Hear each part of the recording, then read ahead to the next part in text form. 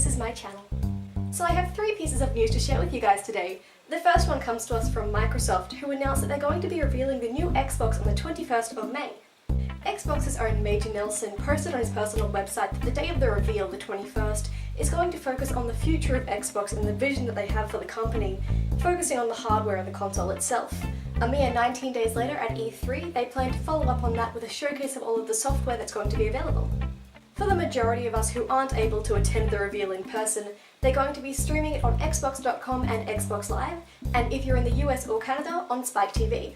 The big thing that I'm looking out for here at the announcement is if they're going to let us know if the next Xbox is going to require that always online connectivity. I'm really hoping that it won't, and I know a lot of you guys are as well, because for a lot of us in a lot of areas of the world, always online just isn't something that's going to be... it's not going to be reliable all the time, and I definitely at this point don't feel comfortable having a console that relies to have that connection to be able to play at all. I'm also curious to find out some more information about the console in general, especially the software that we'll see at E3, but I'm also wondering if they're going to include backwards compatibility. For me, personally, I think that would make it a definite buy, but I know it's probably not going to be their #1 thing at this point. They are going to be looking to the future of Xbox, the future of what they can do, the always online that, while I hope for it, definitely, I just don't have my hopes set that high.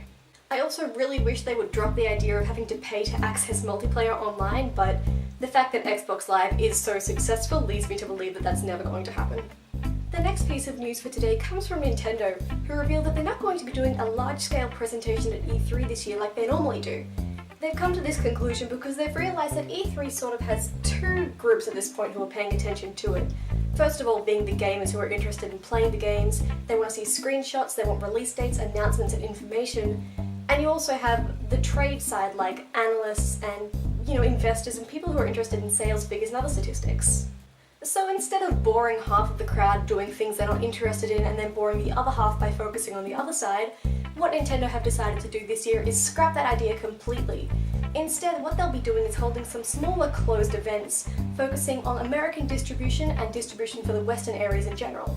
On top of this, Nintendo also plan to continue releasing Nintendo Directs to us, like they have been doing fairly regularly for the last couple of years. I like the direct format because it means that they can bring the information that we want, ignoring sales figures and things like that, in favour of gameplay, announcements, screenshots and things like that. Things that we want to see are brought directly to us, and it's just a much better way to get things out to us, I think. Although I am definitely going to miss Nintendo at E3 this year, they'll still be there and we'll still get a little bit of information from them, but it's not going to be the big presentation they normally pull off, and I'll definitely miss it. And the last piece of news that I have to share with you guys today is that a Ratchet Clank movie has been announced, looking to release in 2015. As far as the transition from game to movie goes, I think Ratchet Clank can make it pretty well. They've got a really good solid team behind it. One of the senior writers for Insomniac Games is writing the actual movie. The animation lends itself well to a movie style. The sort of discussion between characters will just translate really well to movies, I think. It's also going to feature the same voice actors as the game series, which is definitely a big plus. The animation for the game is being produced by Rainmaker Entertainment, who have done previous work on game trailers and in-game footage, but most recently they've been focusing on animated Barbie movies. That being said, based on the animation we've seen in the trailer, it does look like it's going to be animated really smoothly, really well, and importantly it stays really true to how the game looks. Feel free to go ahead and click on the video over there so you can go and see the trailer in full for yourself. It doesn't have a whole lot of information about anything really aside from giving us a sneak peek to the characters, the animation, the voices and things like that, but it's still worth a look.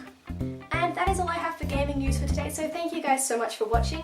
If you have anything to say on anything that I spoke about today, please go ahead and leave it in the comments. As always, please remember to like and favourite this video if you enjoyed it and would like to help me out, and I will see you again soon for more gaming news. Bye!